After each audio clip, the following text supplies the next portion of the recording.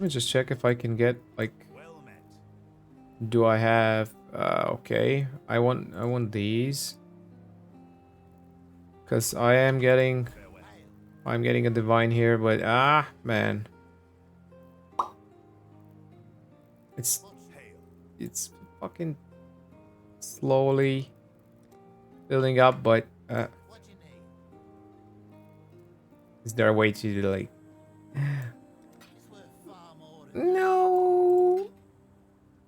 Is it gonna be like? Am I gonna lose it? Woo! We got it. What? Wow, Tujin, I just swindled you.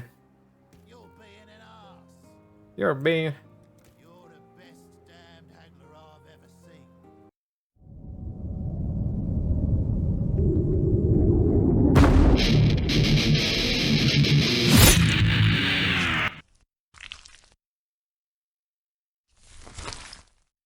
Hey YouTube, what's up? I finally managed to wrap up a build and do a quick video of sorts about it. I hadn't had much time to play recently. I've been working 8 hours and all that real life shit's been in the way of playing PoE, but it is what it is and a man's gotta do what a man's gotta do. But boy oh boy am I happy to have a broken build like that in the game right now, because with the limited time I'm having for playing PoE, it just felt genuinely right to go and try that build out and enjoy the buffet while it lasts, because probably it's gonna be deleted next league, and surely even if crucible goals scored, that this node is gonna be changed or deleted altogether anyway.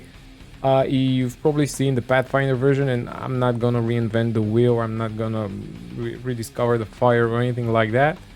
It's just my take on the explody Totems playstyle, and it is a fire conversion Chieftain.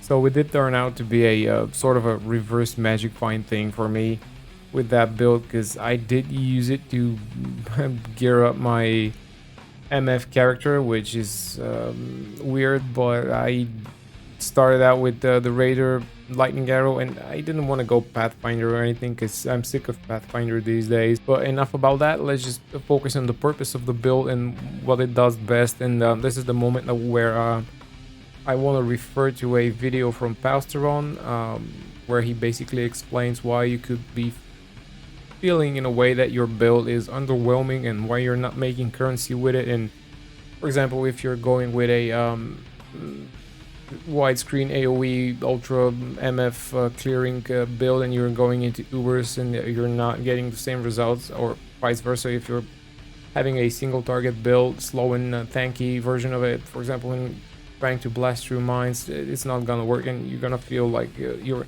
investments are not returning and all that shit. But you can check that video out. And even though I did farm a lot of 40 to 60% delirious T16 crimson temples and cemeteries, and I've gotten a decent amount of wealth from it overall, the big plus and the big bonus that I could extract from that build and that playstyle through that league specifically is the bossing experience for me, because in the past I hadn't had much experience with bosses. I rarely did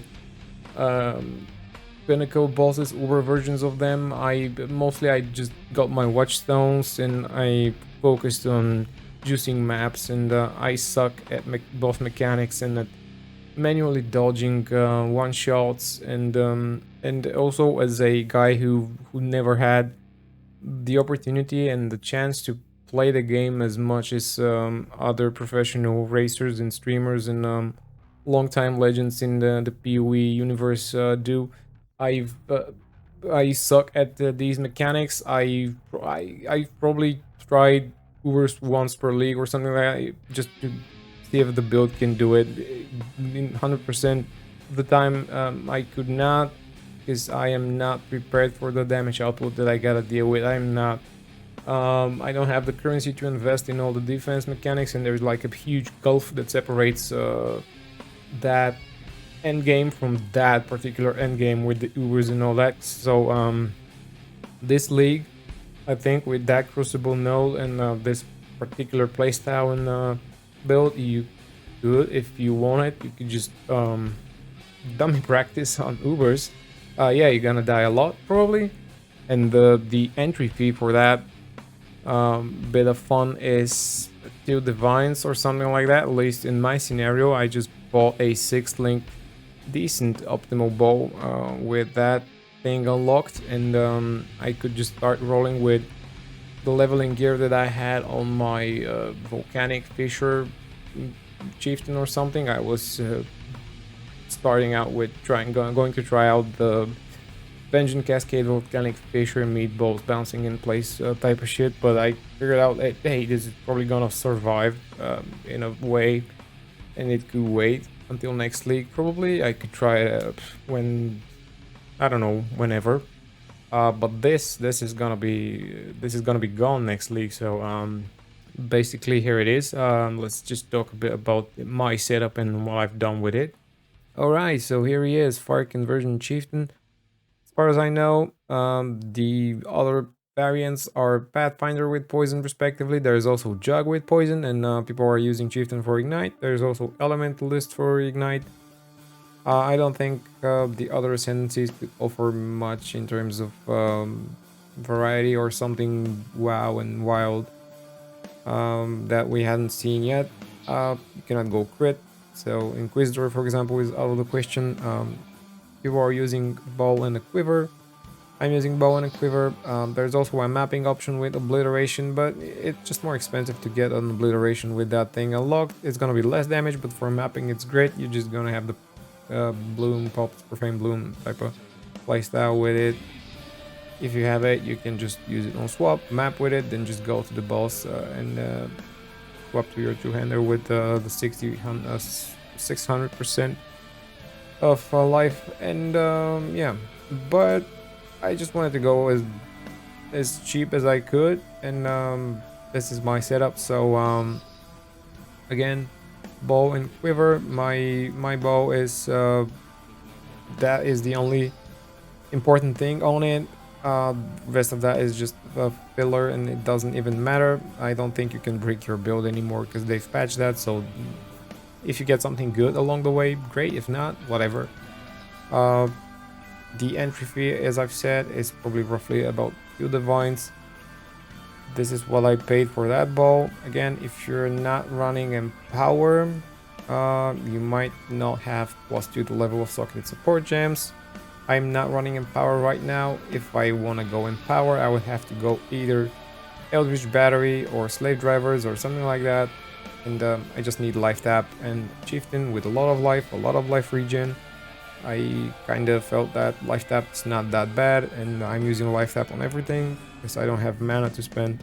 And yeah, again, this is the budget version of it. So Slave Drivers is like 13 divines. If you have that, if you want to go for like Eldritch Battery, you can try and reach it, but it's a bit of a stretch with the Marauder. So but again, a lot of options, and this is great because it opens up a lot of opportunities for branching out and trying different things. So feel free to experiment. If you have the currency for it, great. If not, even with the cheap items, you can achieve greatness. So again, the bow is just +1 to socketed gems, and scaling the gem level of your devouring totem is great because you scale the life. Again, we're using devouring totem because it has more life than the rejuvenation totem, and again, the normal quality increases the life on the devouring totem. So we've got that one, then multi traps, trap support, life tap, multi totems, cluster traps. And I was trying out with Empower instead of multi totems, and it felt less, the damage felt less. Multi totems is just overall great because you've got more totems exploding, hence twice the damage, I think. So it is superior to Empower for now. So yeah, if I ever get a chance not to use Life Tap, I would just chuck Empower in, and that would be great. But for now, this is it.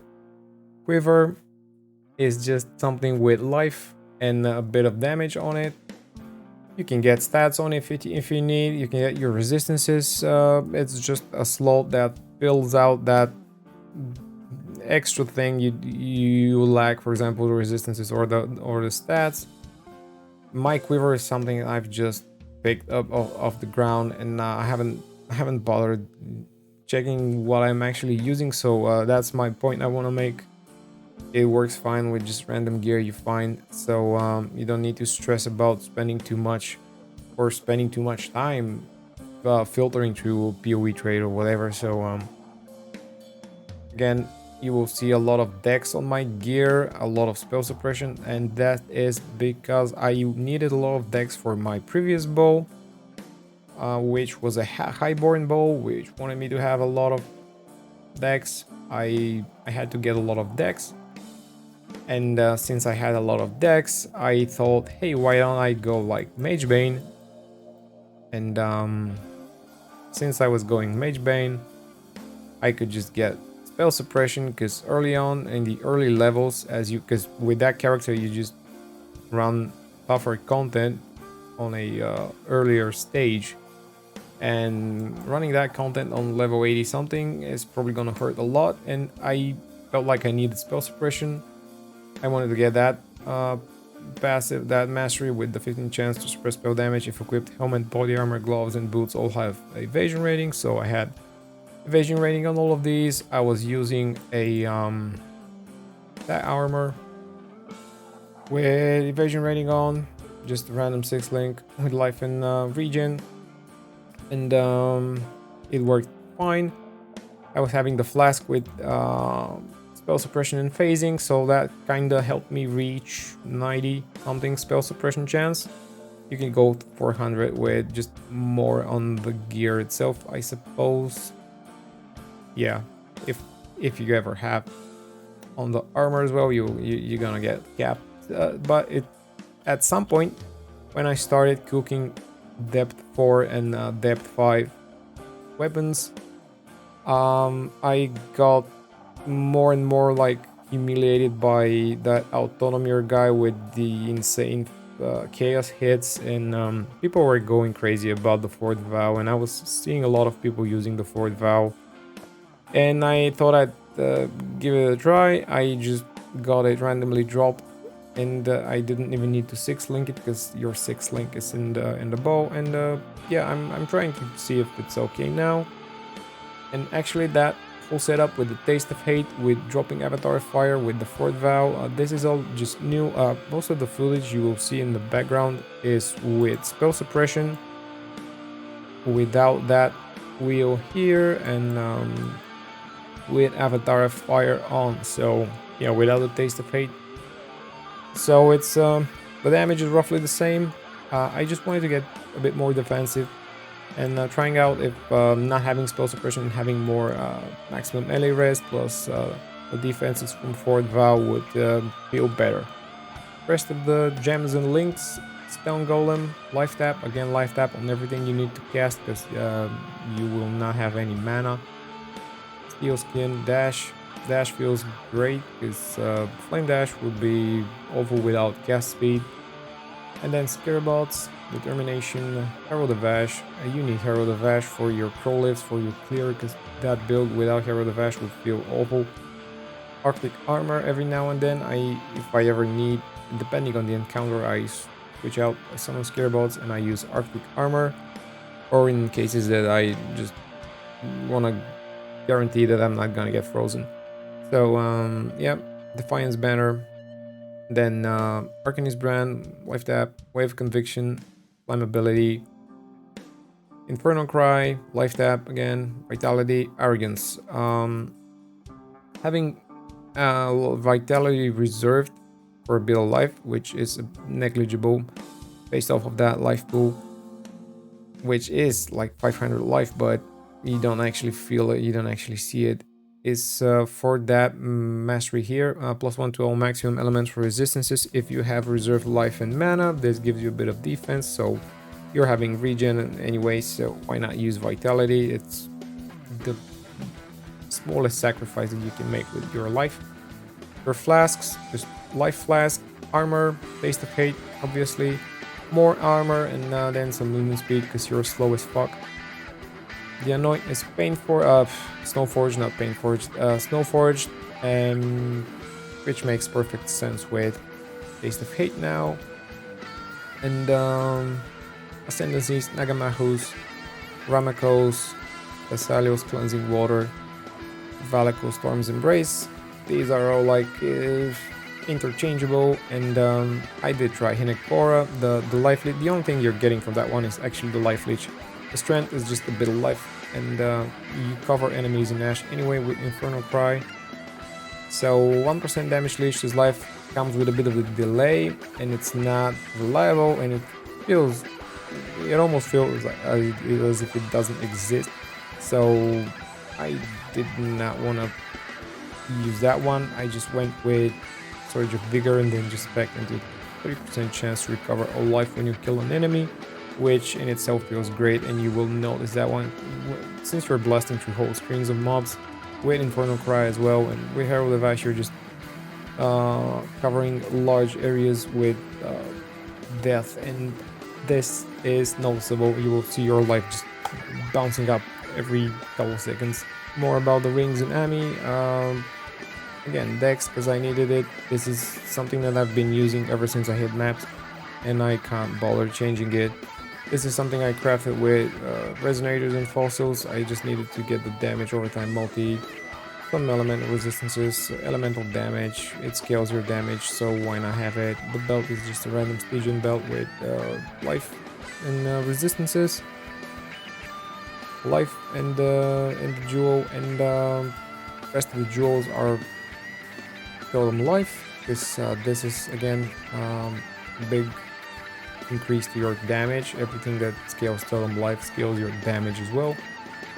And I think the gear is covered, and now we're gonna talk a little bit about the actual skill tree and the evolution of it throughout my play with that character. I was using that wheel for a long time. I recently dropped out of it. I went for more LA resistances, like +1 to maximum LA res. That thing here, you get all the defensive stuff that you can dream of on that part of the tree, and as a chieftain you get all the fire thingies, elemental damage, phases extra fire and all of that. This is just great. This is self-explanatory, and you can even drop some of the damage ones if you're lacking defense, and you can get more life here and there. You can get more armor, you can get more, you can go for a cluster jewel setup here. Again, you can go more endurance charges, and you can probably try out triple damage with Arn's Anguish. I will probably try it at some point, getting brutal charges, but that would kind of hurt my life regen, so I don't know if I want to use it. I might try it just for the sake of it, just to see if the damage is gonna be significantly more. No Watcher's Eye, no Forbidden Flesh. If you want to go pretty high roller, you could buy the Aspect of Carnage ones. That would be a lot of more damage, but I don't think it's necessary, and it's certainly not budget friendly. Again, if you're running Avatar of Fire, you would opt for the first mastery probably, because you won't get this extra damage of a random element anyway. So yeah, again, if you want to spend more money, you can go with an Impossible Escape with Iron Reflexes, spec Ironwood, and save some points to go Eldritch Battery maybe, but then again you would have to drop a lot of other stuff as well, and I don't think it's justified. Good thing about that character is that since I started it, I hadn't had the need to check my POB, so I have no idea what the character looks like in POB, except for the one thing that I checked before I started making that video is the life of the totem.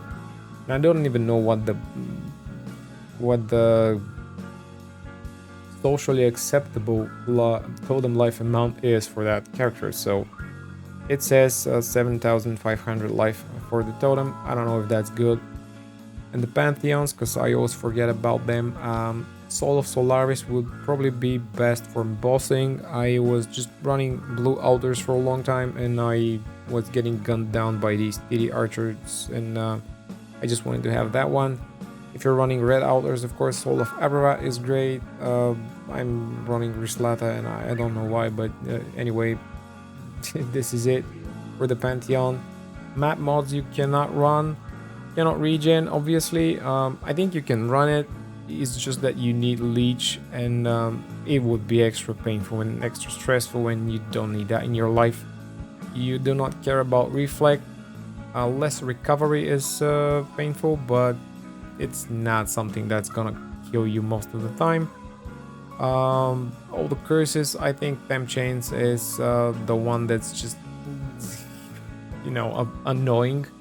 Not something that's gonna kill you again, but enfeeble, whatever, vulnerability maybe, yeah.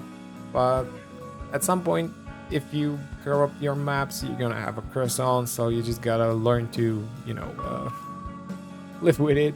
And as far as farming strategies for that character, and I cannot really recommend a solid Atlas tree for that one, because I was trying out different things and I was experimenting a lot, and I'm currently rebuilding my Atlas for a different character. I'm going to opt for a Wandering Path Magic Find thingy, but I was running my T16s and Delirious maps with just slamming Skittering Delirium Orbs and Diviner's Delirium Orbs, then just adding an extra one every now and then for that 60% effect. I was running T16 Crimson Temples and Cemetery. I was slamming some Scarabs, basically Divinations, Legion, and Strong Boxes, and the rest is just whatever I had on.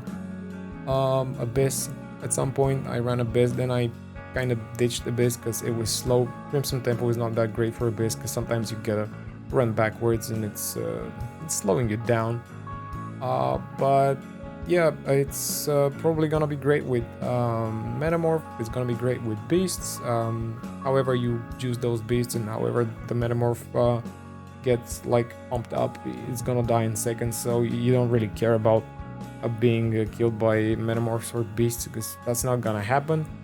Do watch out for extra juicy Delirious maps though, because sometimes it can get really crowded and overwhelming, especially with a slower character like that and with that delayed damage you got. Sometimes you can just get one shot at it. This is pathofexile, this is softcore, so it's bound to happen every now and then. You don't really know how it happens, but it happens, and you've got your defense and all that, but it's just the way it is. Anyway, I'm wrap it up because it's already taking a long time. So this is it, my 8 hours work from home hybrid, slow dad, casual, budget friendly. Oh, I'm getting a trade request. So back to it, as Negan said before bashing Glenn's head with a bat. That was my take on the build. Feel free to comment, and I'm just leave you with my new favorite bug. Stay sane, and see you next time, I guess.